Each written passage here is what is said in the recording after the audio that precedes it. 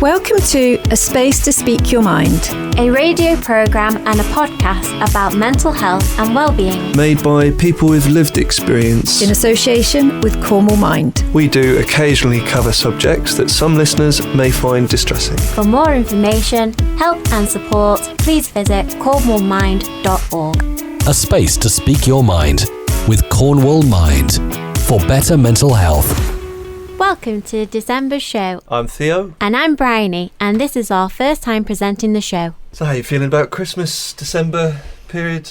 Bit apprehensive, but still excited at the same time. What about you? Yeah, about the same, I suppose. I quite enjoy this time of year. It's a lovely season, the autumn, the colours. It's getting a bit cold now. Bit cold? You mean chilly, wrap up season, get your coat on, get your scarf on? Yeah, exactly. Yeah, get your welly bobs on as well, or whatever you prefer to wear, really. So, what we got on today's show? On this month's programme, We'll be coming up with some ways to protect your mental health over the Christmas period. Richard will be chatting with Emiliana Hall about mindful birthing. and he'll also be finding out why half of disabled people associated holidays with stress with Harry Hastings, co-founder of Ocean Holidays. I'll be chatting with Chris from Treverva Male Choir to discover how singing can be good for your mental health. And we'll find out the signs to look out for of testosterone deficiency with Professor Geoffrey Hackett on TED's mental health. And we'll be pulling some Christmas crackers. A Space to Speak Your Mind with Cornwall Mind. It's a space to speak your mind, and now it's time to find out about mindful birthing with Emiliana Hall talking to Richard. It's a space to speak your mind, and new research shows that a fifth of women feel angry that their birthing experience didn't go as they planned, and almost a quarter feel overwhelmed since the birth of their child, according to new research. I'm joined by Emiliana Hall from the Mindful Birth Group. Good to have you on the show. Hi, Richard. Thank you for having me. So this research shows that many parents didn't have the experience they hoped for when having a baby. So how's the NHS maternity staffing crisis impacting expecting parents, and particularly around their own mental health? Yeah, so the research has found that the staffing crisis is having a huge impact on the birthing experiences. So a quarter of the UK parents are being seen by various medical professionals during their pregnancy. And they're saying that they felt that things might have been missed or felt neglected by the midwifery team. And that's not saying that the midwifery team want to neglect them. It's simply they just don't have the time and the resources to be able to give that one-to-one care that parents really need. So that's leading to people feeling angry, confused, upset post-birth. And can you tell me a bit about your own experience? Because you've set up the Mindful Birth Group. So just what was your own experience and the own feelings that you had? Yeah, so I think my own personal experiences, I found that I was actually very lucky in my care. I had 2 home births myself. My midwife was able to give me one-to-one care and support. And I think through my work and supporting other families and parents, I see how lucky I actually was. And that's to do, with it's a bit of a postcode lottery of where you live. It's to do with the midwife themselves, how much their kind of care load is and their workload is. But I really saw that there was a massive need for people to have more support during pregnancy and birth. And that didn't necessarily have to come from the midwife. I saw that through my own experiences, and then having the outcomes that I did, they were very calm and confident experiences because of the support I had. So what more can be done to support people through pregnancy? Yeah, so having a continual support. So by that, I mean someone who is there that you can trust and that you can ask questions to. And that doesn't have to be a healthcare professional. It can be someone that is that emotional and practical support too. So with our courses, whenever someone signs up to one of our courses, the teacher is that constant, and people can have them to refer to via WhatsApp, obviously within the courses as well in the live time that they have them whilst they're learning. And they can ask questions and really talk through any emotions or feelings they're having throughout their pregnancy. Because pregnancy is so individual, and you can't kind of treat everyone the same, and it's important that we don't. And so a teacher can really talk to someone in a much more personalised way. So having that support is so important right now because it just isn't available through traditional methods. And especially for parents for their first time, I imagine having a support network and having people who've had that experience before. There's so many questions to be asked, isn't there? There's so much that you need to know. So someone who's been through that, and obviously through healthcare professionals that see this time after time, they can answer those questions and they can be there for someone as they're going through their pregnancy. Yes, having somewhere to ask questions and just feel, is this normal? Having other people's experiences to look at. So we have an online moderated community that with all the parents that take our courses, and you can go and ask questions on there or just say, I'm feeling like this. Is anyone else feeling like this? And that can make all of the difference to how someone is feeling that day. And you're part of the Mindful Birth group, which you've set up. So can you explain what mindful birthing is? Yes. So I guess the short answer is mindful birthing is really having that feeling calm and confident going into your birth experience. But the longer answer is actually more around the fact that it takes quite a lot of support and work to get there. We don't focus solely on mindfulness tools and techniques, as the name might suggest, but they are a really important part of that calm and confident experience. But we also cover everything a parent needs to know about all scenarios and all of their care options. So at a time where the maternity care system is so stretched, we believe it's really important for people to have that true knowledge about what they're going into and, the realities before they can even start to implement the mindfulness tools. It's a bit like going into a job interview. If you go into it just relying on breathing techniques, you're probably not going to get very far and it's going to be really a tough, traumatic experience for you. But if you go in feeling prepared and knowledgeable, then actually those tools and techniques can be absolutely brilliant to take you through that highly pressurized experience. Can you give me an example of some of the tools that you use? Breathing is my favorite. It sounds so simple and it's something we do every single day. We don't think about it enough. We generally tend to breathe very shallowly, so we don't fill our lungs with air. But I really challenge anyone to take a 3 deep breaths and not feel better after doing that. No, definitely. No, that's actually good advice for everything. And we're talking of going into birthing, but it's so important to the aftercare as well. So how do you facilitate that? Yes, so we don't just talk about the birth because actually the 4th trimester, as we call it, so you have your 1st, 2nd and 3rd pregnancy trimesters, and the 4th trimester is recovering from the birth. So we shouldn't treat it as a separate part, it's part of the birth. So that's how we approach it, and we educate people on what to expect depending on the type of birth, their preferences, but also on what type of birth they may end up having. So the recovery obviously is very much impacted by the type of birth that they have. And again, what are the options there that when you're on this journey, there are so many things you have to bear in mind. So do you walk people through the different options and things that they can consider? Yes, absolutely. I mean, that's our mantra really, is we talk about options first and what everyone's individual options are, because like I said earlier, it's not a blanket way that we can treat everyone when it comes to this part in their lives. It's really individual. And then it's up to them and empowering parents to make those choices and then supporting them in those choices too. And obviously mental health is so important going through pregnancy. So just tell me a little bit about the provision you provide for someone through their mental health during those stages. Yes, having live support is really important. And we know that 24% of parents felt overwhelmed since the birth of their baby. And so we really believe that knowledge is power. And it's not about giving you so much that you feel overwhelmed. It's more about taking out the unknowns so that you can navigate it with more confidence. So postnatally, we actually include a live session with a postnatal doula, so a qualified postnatal doula. We'll hop onto Zoom with you once your baby's born and actually talk to you about, how you're feeling, how you feel about the birth, and actually answer any questions that you have about yourself as a parent or your baby too. And often they can signpost you to other people who are perhaps local or encourage you to speak to your midwife or healthcare provider. And if people have been listening today and they're interested in what you do and need some support from yourselves, where's the best place they can go for some more information? Yeah, so our website is simply themindfulbirthgroup.com, but we're on all of the social channels, so Instagram, TikTok, YouTube and Facebook too. That's great. And we'll put a link on our social channels as well. If people have listened to the A Space to Speak Your Mind podcast, they can find all the notes on there. Emiliana Hall from the Mindful Birth Group, thank you so much for taking time to talk to us today. Thank you for having me. Emiliana Hall there on mindful birthing. Really, really wonderful and vital services they're offering there, Bryony. Yeah, I think so. I mean, a lot of people do have issues when it comes to birth, and especially they get overwhelmed because, it's something new. No one's really kind of told you about it. So it's understandable that Emiliana has set up this group. I think it's very helpful. Yeah, and sometimes it's like just something so vital as breathing. We don't always think about it, do we? I mean, I'm still enjoying my 3 breaths there. A space to speak your mind.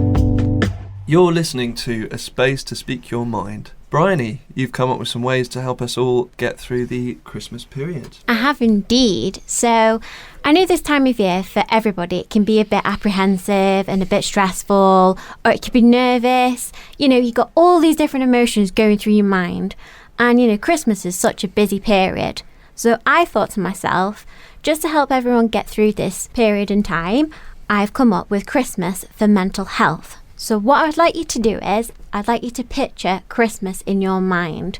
So actual word Christmas. And from there, me and Theo are going to discuss the different ways it can help you throughout Christmas. So the first one is C, communication. Because I thought that was a real good one to start with. So what I've put is, communication is key. And when sharing how we feel with our families, friends and work colleagues. Without communication, people around us have no idea how we are feeling and what ideas are going through our heads. So in order to help and support we have to talk and share with people around us. If we don't communicate sufficiently, then we find ourselves isolated and without the support we need. Okay, so the next one we're going to talk about is the H in Christmas, and this is going to be based on health. When we are feeling down and overwhelmed, it is very easy to forget about our own health. It's important that we eat well and drink sufficiently, and that we get outside and have exercise and fresh air. If our health starts to decline, so does our mental health with it, and it's important to try and remember to eat regularly and be healthy. It's a difficult thing to do without support, so turning to our support network is the best way we can do this. So to you, that might be friends, family, or it could be your work colleagues or an actual support organisation. And so we're down to R, and we've got realistic expectations. And yeah, I really love this idea. And I think, if you're at home and you've got a pen and paper or a journal, I would suggest have a go at writing this yourself and think about your strengths and weaknesses, your limitations and what you excel at, and you can plan ahead, do a bit of journaling, spend a little bit of time, even if it's just 5 minutes, and in a way then you're managing your own expectations for the holiday period. And so realistic expectations to me is about also honouring your strengths and being realistic about how brilliant you are and how resilient, and to think about all the things that you've got through and not to worry too much, to take the edge off of some of that angst or sort of Christmas dread, if you have that kind of thing, by thinking back and thinking how much you have got through. And so that's another part of realistic expectations for me. I think with realistic expectations as well, you've got to remember it's a busy period, but just be realistic with yourself. Just look at it and go, okay, what do I need to do today to get through this period of time? Is it just doing the Christmas meal? Or is it actually taking a step back and saying, actually, no, I'll let someone else do it, and you just have a little time out to just relax to yourself? Exactly, yeah. And I have a diagnosis of bipolar, and with that, I just, I've learnt to keep in mind my own limitations and what I can handle. And, if I've been doing a few things in the week, or if I've got maybe a party coming up at the weekend, I might just dip out of one or two things to kind of conserve my energy, So the next one we're going to look at is I, and this is a real big one for me and Theo. It's you are important. So why do we have to be important? What is it? You've got to take care of yourself. It's a busy period. You've got to think about you, nobody else. Or if you do have children or you're in a certain situation, think about you first, and then you can think about them, because you're not going to be helpful if you're not thinking about yourself first. Absolutely. It's as simple as that, put yourself first. Only then can you help those around you and really be supportive to your friends and family and your community, or do your best at work. The next one we're going to move on to is S, and that is safety. Now, I know that's quite a generic one, but at this time of year, you've always got to stay safe. And you do have to share sometimes. So we need to think about our own safety, and when our mental health well-being is on the decline. Sharing how we feel is not only helps ourselves, but others too. If others hear our stories, then that's what we can give them to help. and support them with their own situations. Or we may find that other people share their stories with us, which may help us with our mental well-being and emotional state. So trusting or time for yourself, we said, for tea. Making time for yourself at this time of year is, I think, probably more important than any other time, or just as important. And, you know, it is the winter, things are quietening down, and in respect to the seasons, I think it's good to be in tune with nature on that front. You know, we are social animals, and a lot of animals will be hibernating at this time of year. And so to make sure that, you really consider, what do I need in terms of rest or me time, and finding that balance for yourself and not being afraid to say no sometimes, and saying yes to yourself is just really, really vital, I think. Yeah. Especially when you might be spending more time with family, and just managing what you need and remembering to keep that in mind at all times. Yeah, time goes with organisation, and for people out there, you've just got to think about, okay, how do I going to organise myself when it comes to this time of year? Is it going to be that I do the presents, and then I do Christmas cards, and then I do the meal? It's all about kind of preparing yourself, but at the same time thinking about how much time you have for yourself for this time of year. The other one we would like to cover is trust in yourself, because this is a real important one. You've got to trust yourself before you do anything. You got to go, right, can I do this? And then you go, yes, I can, because that's the response we need. Yes, I can. If you can't, then don't do it. Simple as. So we're coming down towards M now, mind and well-being. Yeah, so with this one, it's about mindfulness and well-being. And what we're going to say is, each day, it's good to think about what to do for yourself. So as we've covered before, you do a little exercise, you do a little project, you read a book. This all helps our general well-being. Find something that you enjoy, and it might be sharing a coffee with a friend, it might be having just that support, it might be doing a jigsaw. Whatever it is, this should make you feel calm and peaceful, and this will help towards your mental well-being. So, just to remember, you have the 5 bullet points for mindfulness, and they are: 1. Connect with other people. 2. Be active. 3. Learn a new skill or start a new skill, because you might be halfway through that skill, but it doesn't matter, you're still learning. Number 4, give to others. You give to others and then you receive it in return. And number 5, be present. So be present in the situation, or be present with the time. All of these points will help towards managing Christmas, but most of all, you've got to be happy with yourself and take care of yourself. So we're coming up to the end now with activity, the A of our Christmas acrostic. And what I would like to say about activity is that when we think of being active, often we think of sport and exercise, going to the gym, all that kind of thing, which is great and so important for our mental health. But also, some of us don't necessarily always feel like being quite so active, and that's not necessarily the only way to be active and to help our minds and our well-being. It could be sitting down, doing a jigsaw, reading a book, going for a walk, having a cup of tea with a friend, even a phone call with a member of your family, that kind of thing. And just doing something that's a little bit out of perhaps your usual habits can be really good, just to staying active. And especially at this time of year, when the days are shorter, the nights are longer, and there's less light in the day, and so anything that can kind of bring your energy into a bit more of an active space, I think just can keep us going through those long winter days. I think I'd like to add on to that, Theo. So what I would say is, especially because it's coming up to Christmas time, it's more sort of like I'm orientating it to Christmas. For you, these activities might be so simple to do, and you're still being active. It still counts as being active. So you could put on a Christmas cracker hat. That is you being active. You could wrap presents for those that matter to you. Or it could be helping a hand in some way. You could write Christmas cards, because, sometimes people forget about Christmas cards. Or you could give yourself a present.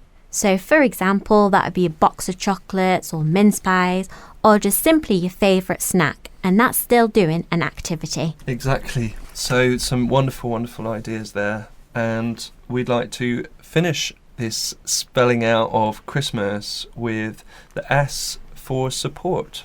And at this time of year, it's really important to remember to seek support when you need it. In difficult times, the smallest connection of support can help or encourage you. And back to those realistic expectations, just remembering that when we go for support, that it's not necessarily going to change our life completely. In that word support, it's that it's there to support us to do our best to do what we can. And just that reaching out can sometimes make an awful lot of difference, whether it's phoning Samaritans just for somebody to be listening on the other end and non-judgmental, and, you know, remembering to honour yourself for what you have done always and not be too focused on what you haven't got in on the day. And just any of these suggestions are really just ideas to help you do your best. I think support as well is sometimes talking about your situation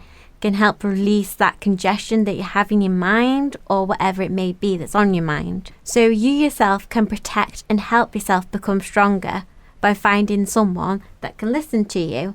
So like Theo said, it might be Samaritans, it could be your family member, it could be a friend, or it can be someone that's not related at all. So that would be like a counsellor as well. Yeah, and in that reaching out, you're helping the other person too, and reminding others that it's okay to reach out to people. Definitely is. I know that myself. And that's coming to the end of our little Christmas spelling it out and what's on mental health. Thank you for that, Bryony. That was absolutely enjoyable and fascinating. Time to hear why half of disabled people associate holiday with stress, with Richard speaking with Harry Hastings, the co-founder of Ocean Holidays. A space to speak your mind with Cornwall Mind. During UK Disability History Month, new data highlights the stress and uncertainty disabled people and their families feel when going on holiday. Over half of disabled people associate holidays with stress, and a third related the experience with frustration. These negative experiences have impacted almost 2/3 of disabled people's attitudes towards travelling, with 1 in 10 going as far as avoiding leisure travel due to not being confident that their additional travel needs could be met. Harry Hastings has a personal connection to this issue. His son Rudy was diagnosed with a severe life-limiting rare condition called MCAHS1 in 2020 and has experienced first-hand travel difficulties while holidaying with his son. Rudy's symptoms include epilepsy, severe intellectual disability, hypotonia, mobility issues, and a suppressed immune system. All known cases of MCAHS1 are also non-verbal. To find out more, I'm joined now by Harry. Harry, good to have you here. Thank you for having me on. So tell me about your son's condition and how it affects him. So Rudy was born on the 12th of March 2020, which is the same day that Walt Disney World was shut, and our travel company Ocean Holidays specialises in Florida. So we were right smack bang in the middle of COVID. And for the first few months, we noticed that he had problems with his vision. He started having seizures in the June and was floppy. So his condition, technical name is multiple congenital anomalies of hypotonia and seizures. And really it's the last two, hypotonia, which is floppy muscles, so he has mobility issues, and intractable epilepsy. So epilepsy is that's hard to control. And the anomalies really is around his intellectual disability, so he'll likely be non-speaking. And all of his basic needs have to be attended to by a carer or parent. But at the same time, he's a very happy, beautiful boy. You've talked about the experiences you've had, so many challenges that Rudy's going through. But in particular, you're talking about holiday experiences and travel. For most people, I mean, it's a challenging time anyway, going on holiday. But I mean, for you, it must just be so much harder. Indeed, yeah. So for us and our family, I work in the travel industry, and even though I do work in the travel industry, that doesn't necessarily make things easier for us. The journey of having to get prepared for a holiday and booking a holiday and then being on holiday and coming back, the whole experience has all sorts of obstacles to overcome. And every family and every disabled person has their own different types of experiences. You know, Richard, I can sort of give you one recent example, and I was very lucky to have been on holiday this year. I was in Mallorca earlier in the year, and Rudy has 2 specialist chairs, which we have at home, both of which are approved for some airlines. And recently we flew with a different airline, and little did we know that airline didn't approve of our specialist chair. chair. So on finding this out, we had to go and get the right chair. Now, to buy that chair would have cost £3,000. We were fortunate enough to be able to rent it, which was over £100 a week, so equivalent to the cost of car hire. And, that is just one of hundreds, if not thousands, of examples that disabled people and families with disabled children have to face when they are going on holiday. And as the surveys have shown, it's shocking, really, when you think that 1 in 10 people that are disabled, according to the surveys that we've done, just can't be bothered to go on holiday. It's too much trouble and too much hassle for them to even think about it if they are in a fortunate enough position to be able to afford it. So, yeah, and my company, Ocean Holidays, we recognised this a couple of years ago. Over a year, we committed to a big programme. We've invested over £100,000 in training staff and content and our technology to be able to just try and make the experience as seamless as possible. We're not professing to be experts by any stretch, but we are doing our best, and we're launching that today. So obviously you've done that yourself and through your company, but you're also reaching out to the travel industry and saying, these things need to be recognised. So what would you say to other companies, and what is the best way that they can approach this? I think the travel industry is a fantastic industry, and the way I would love the travel industry to see disabled travel is that it is an enormous opportunity. The travel industry is a very human business. It's all about relationships, whether that relationship is between a travel agent and their customer, who often they're friends as well because they build relationships over the years on, say, the high street, or whether that's with their suppliers, tour operators, when they contract with suppliers. So I think the travel industry is best at being very human and looking after people and ensuring people have a great time. It just needs to put some focus on disabilities. What's really interesting, and what I found really interesting as our company went through this journey, we're one of the largest long-haul travel companies in the UK. We employ 200 people. But most of the industry that serves those with disabilities are tour operators that are associated with airlines, so they're obliged to have to provide this service. It's very difficult beyond the sort of niche disabled specialists to find help for disabled travellers. And when I say disabled, it could be visible or hidden disabilities. So this includes those that are autistic, those that are neurodivergent, not just those that have got hearing impairment or visual impairment or mobility issues. So what would you say to families like yourself? What is the first step before planning your holiday? Is it a case of doing your research? Is it going to the companies themselves and asking about the particular needs you have? Or what's really the key to making sure that you do have a successful holiday?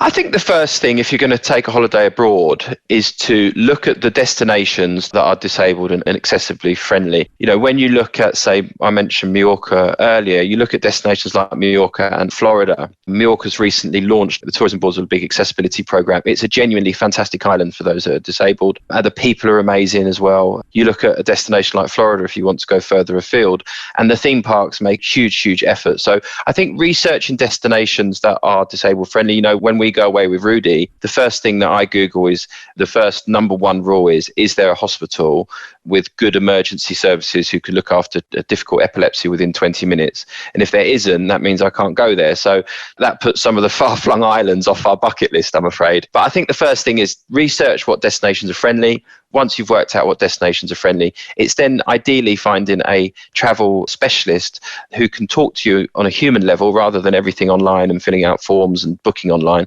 but talk to you on a human level and guide you through that process with some experience, which is what we're trying to do at Ocean Holidays. And we've provided a big information hub on that as well. If people want to see that, is there a place they can go to? Is there a website address? If you go to ocean-florida.co.uk/accessible-holidays, or if you just go on the Ocean Florida website today, we are launching our accessibility program today. There's a big banner on the homepage. You can go on the content hub, and the content hub has all sorts of really interesting information on there. I often just flick through the frequently asked questions because I don't profess to be an expert. I just happen to have personal experience. But the frequently asked questions we put together is really interesting, and there's lots of useful hints and tips on there. And of course, if the Florida or the rest of the USA is something that you're interested in going to, and you are disabled or have disabled people in your party, speak to us and we can help make it happen. And have you got your next holiday planned? Are you thinking about next summer already? I am. We're thinking about next year at the moment. And funnily enough, as I mentioned earlier, most of the conversations we're having at the moment are around what's going to be a good destination for winter sun that's near a good hospital. So at the moment, I'm looking at the Caribbean, and it's a toss-up between Antigua and Barbados. Funnily enough, did you know that Barbados has one of the best healthcare systems in the world? Who would have known? No, that's really interesting to know. So yes, I mean, that is the thing, isn't it? It's looking for, like you say, the healthcare systems. I mean, a very important point about the hospitals. And how is it with Europe at the moment? Because I know over the last couple of years, people have been concerned about going into Europe and whether they'll still receive that same healthcare. Is everything still as it was, or do people need to be aware now of any changes? Since Brexit, the old EIHC cards, so the cards that you can use in Europe, there is an arrangement between the UK and Europe so that you can still have access to state healthcare in Europe. So if you take our instance, and just another bit of information for disabled families, is it's very difficult to get travel insurance for Rudy. So when we travel to Europe, we don't actually have travel insurance for Rudy. We rely on the local state healthcare because we still have that relationship with the UK and the EU. If we didn't have that relationship between the UK and the EU, and that we didn't have access to healthcare, it would be a totally different story for us and Rudy, and we'd have to go through a very complicated, expensive process to insure him. But at the moment, places like Spain and many other countries in Europe, we're in good shape from a healthcare perspective. And I must say, I've personally first-hand experienced healthcare in Europe, and it has been fantastic. But travelling outside of Europe, it's really on a country-by-country basis, is it, that you have to look at? Yeah, it certainly is. And, Rich, I'm full of facts when it comes to disabled travelling. I went to the UAE in February, and the UAE was a good destination to travel to from an accessibility standpoint. But some of Rudy's medication, one particular medication, is a banned substance in the UAE. So these are things people don't think about. But when we went to the UAE, we had to make sure that substance was approved. We had to go for a pretty complicated online process, all via a government system, and it was a bit squeaky many weeks before we applied for it to be approved. And I think, if I remember correctly, it was only about 72 hours before that we actually got through. So yeah, it's definitely destination by destination. Definitely a really important point there. I mean, you wouldn't even think about that, really. You're just thinking about taking the medication that you need. You're not really thinking about the country's own rules. Rudy's got about 8 different meds, and it was one of them that was banned. So if people go to the website, they can find out more. I hope you enjoy your next holiday. I think you've done your research, you've had your experiences, that you know what to look out for. Really great to have you here. So that's Harry Hastings, who's the co-CEO and co-founder of Ocean Holidays. Thank you so much. Thank you. A space to speak your mind with Cornwall Mind. And speaking of holidays, we have something to come up with, don't we, Theo? We do. We have some Christmas cheer now with a few Christmas crackers. Bryony. Here's the first Christmas cracker. Why are Christmas trees so uncoordinated when it comes to sewing? Completely lost me there. Why are Christmas trees so uncoordinated when it comes to sewing? Because they're always dropping their needles. Very good. Oh, no. Theo didn't like that one. It may have given everyone else a bit of a giggle out there, but if not, here's the next one. You ready? Why is it so difficult to locate an advent calendar nowadays? No, I'm going for it. Their days are numbered. And then the final one. We're getting there. So, how do snowmen get around? I've got to get this one. With their icicle? Yeah, nearly. They can ride an icicle. Hey, well, we've certainly provided some dead air there, if anything. Yep. Something to look forward to when you come to pulling your own Christmas crackers around the festive dining table. Definitely. A space to speak your mind with Cornwall Mind. Now, Theo, you've been catching up with Chris from Treverva Choir to discover how singing can be good for your mental health. So I'm here with Chris. We're both in Treverva Male Voice Choir, and Chris has kindly agreed to speak a little bit about mental health and singing, and how singing in a male voice choir, particularly a Cornish male voice choir, has helped him with his well-being and mental health, and how he sees that it may be able to help others and the community in that way. Yes, every bit of that is true, actually, because I lost my wife 3 years ago, after 61 years, bless her, and I'd already belonged to a choir. I've been with them about 10 years, and then something happened, and I left.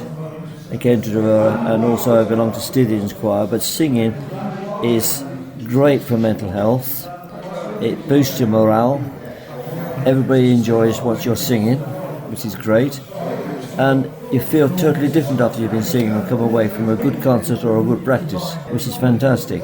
And it's just good for the soul, good for the body. And I think doctor surgeries and hospitals and all this type of people that work in that profession should push it, in other words, promote it, for their mental health, because it makes a hell of a difference to what you're doing. And I've got a very good lady that phones me about every 2 weeks, which is part of the loss of when you lose somebody, and she knows I belong to 2 choirs, and she says, fantastic, don't ever leave. He says it's marvellous, and she wished other people would do it as well. So my recommendation to anybody that's, how can I put it, low, or has bereavements in families or anything of that nature, or wants to just get together and meet people and have a good time, because we all have a good time, we must admit. We have our ups and downs, well, that's life, isn't it? And just enjoy yourself, join.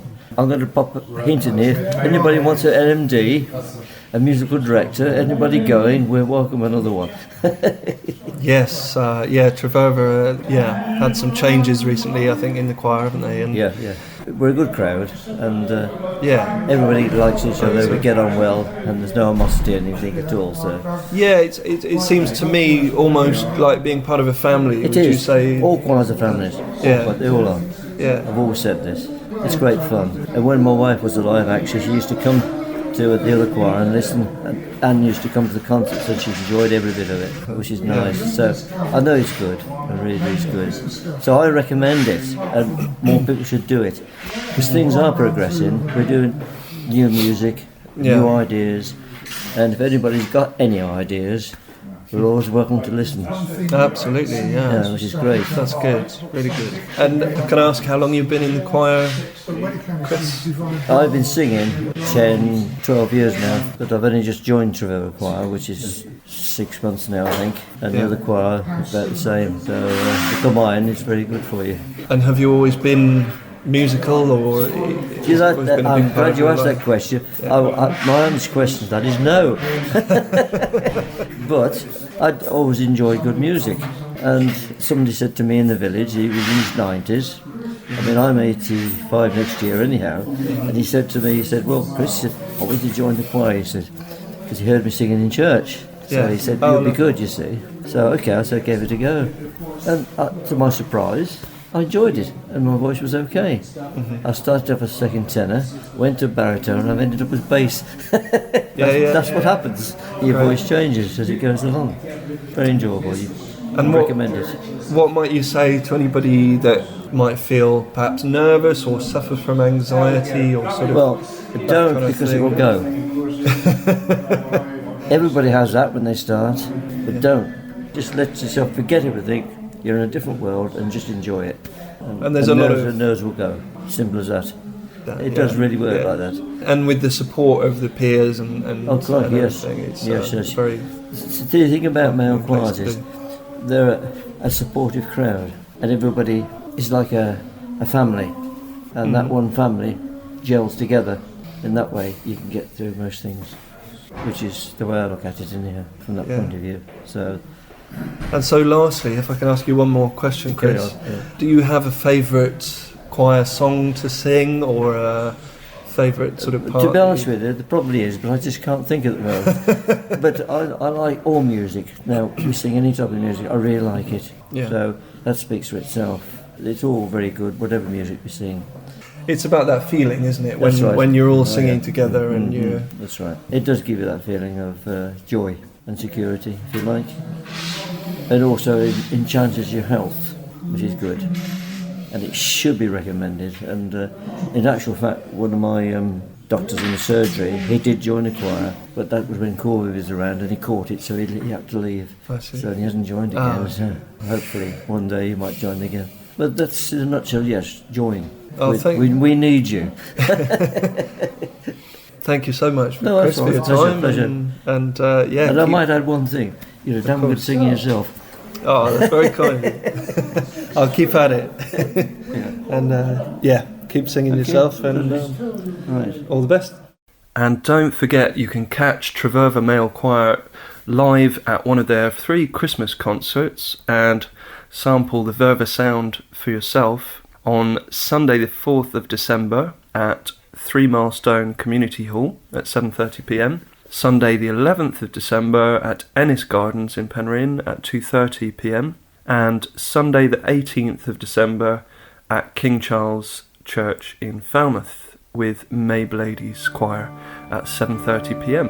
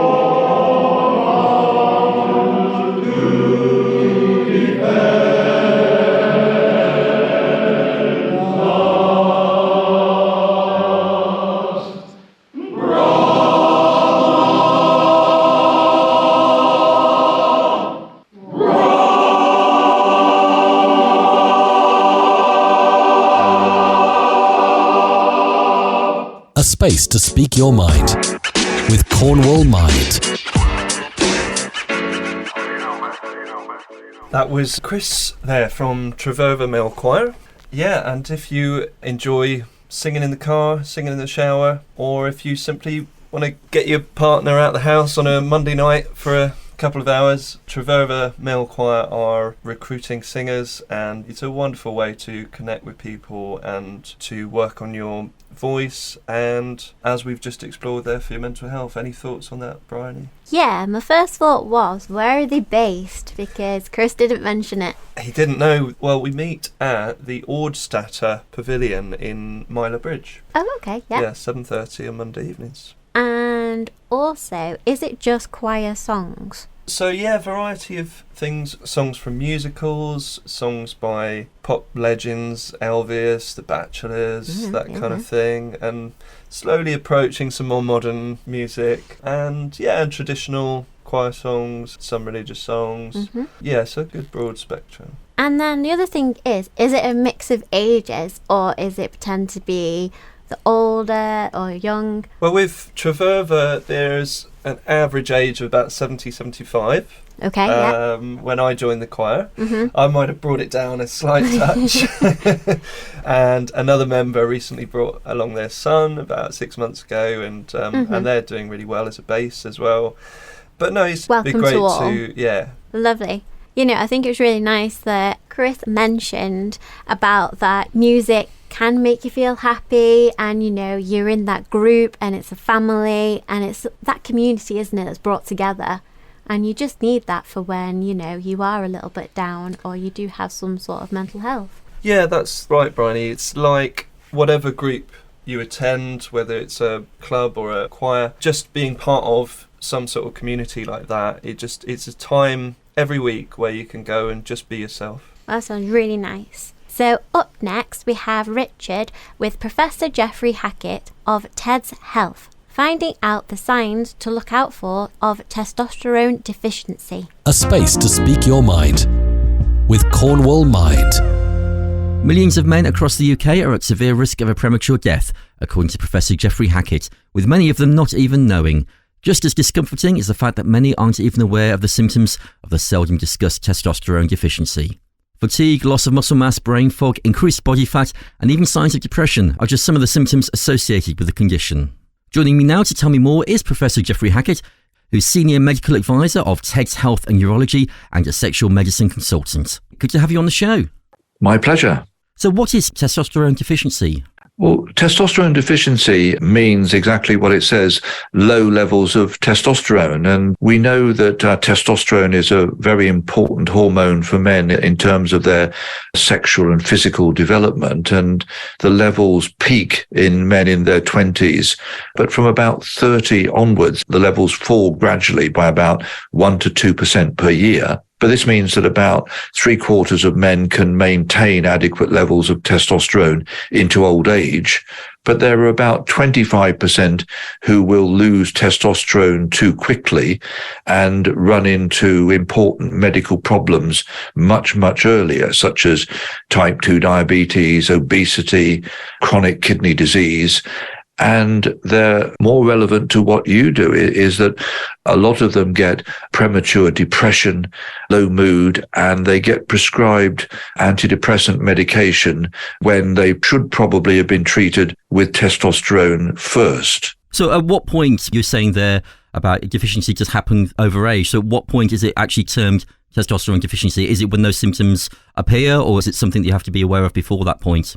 Well, to diagnose testosterone deficiency, you need two things. You need to have a low level of testosterone on a blood test done in the morning, and you need to have physical symptoms. Now, when it comes to symptoms, a big study called the European Male Aging Study showed that the three symptoms, and this is a very important point for men to know, the three symptoms that most reliably predict that your testosterone level will be low: erectile dysfunction, most importantly of all, though, loss of morning erections, those erections that you get first thing in the morning or during the night. When they go, that's strongly suggestive that your testosterone levels are falling. And the third one is loss of libido or sex drive, which men often put down to anything else. They're working too hard, their football team are losing, all these sorts of things just to dismiss it, to find an excuse. So those are the three most important things. But on top of that, you get the things like tiredness, loss of physical strength, poor sleep, sweats at night, brain fog, the sorts of things that could be readily diagnosed as being due to depression if you didn't ask about those sexual symptoms as well. So that's what's important. And so that's interesting. Many of those symptoms are similar to someone that's experiencing poor mental health. So at what point should someone seek a medical professional? Well, I would like to think that every man being diagnosed with depression clinically would have his testosterone measured because of this overlap. But some would say I'm an enthusiast. But the important thing is that if doctors actually asked about the three sexual symptoms, they would get lots and lots of positive answers, which would lead to a test being done. And often what happens is if the men have the sexual symptoms and then they're inappropriately put on antidepressant or tranquilizers or night sedation, it makes their sexual symptoms significantly worse. So with those symptoms, you're saying to seek treatment. I mean, is treatment readily accessible, and are there ways that we can get more access to these treatments? Yeah, treatment is readily accessible from general practitioners and things are improving. But as we know, general practitioners have got a lot on their plate at the moment with the crisis in the NHS and post-COVID and whatever, that we've got to excuse them that this might not be a top priority for them. So the important thing is to actually get the patient to control their own health and actually tell the doctor what is important to them and get a test done. But most general practitioners would know where to refer a patient with suspected testosterone deficiency for appropriate medical treatment. And the symptoms you're mentioning there, that could also be affecting your work as well. A lot of the men that we're talking about here can be very important. Not that everybody isn't important, but in terms of they're doing highly performing jobs or highly skillful jobs, and they might be underperforming, which has a huge impact on everybody else. For example, if somebody was an HGV driver and they had low testosterone and they were falling asleep at the wheel, or if somebody was a company director and the company was going downhill because he was not concentrating and he had low mood and tiredness, these have huge impacts for large numbers of people. No, I think it's very interesting, obviously, with those symptoms, to have that in mind and just to bear that in mind when you're speaking to your GP. I think it's just a question that needs to be raised. For people that are hearing this for the first time and thinking some of those symptoms, they may be things that they hadn't considered before. Is there a way of getting some more information and looking into being checked? Yes, that's a very important issue, because I've been involved in treating men's health for about 35 years, and I've been trying my best to educate all over that time. And that's why in the last year or so, I've become involved with TEDS Health as senior medical advisor, because I've realized that men weren't getting access, and that we live in an age now where we need to tell patients to empower themselves to get help. And this is why my advice would be to check the TEDS Health website, www.tedshealth.com, because I've been able to put together a crack team. I've chosen the best doctors that I think are around in this field, and they've universally said, yes, this is something we need to do. And so patients know that they can go on the website, get lots of helpful advice, gain access to a consultation, and more importantly, a blood test, and get a proper diagnosis and get directed to actually getting medical treatment through the online platform. Tell me more about TEDS Health. It's quite interesting that you've set that up. How did that come about, and what other tools are there on there? Well, it's something that my colleagues and I had thought about for a number of years, and we'd witnessed a few online companies that unfortunately hadn't done the job properly. It was more really just gaining access to medication, usually Viagra, that was seen as the solution to everything, which of course it wasn't. So it was really a matter of meeting the right people who had the right motivation and getting together, and we realized that we were all on the same wavelength. It definitely is something worth checking out and having a conversation with your GP, but also as well talking to friends and family. I think for us as men, maybe we don't talk so much about our health, and I think if it's something we're spotting within others or something we're concerned about within ourselves, having that conversation and talking with your friends. Absolutely, and it shouldn't just be dismissed with a quick joke. So tedshealth.com is the website, and we'll put that link on our podcast notes as well if you go to Space to Speak Your Mind on your favourite podcast app.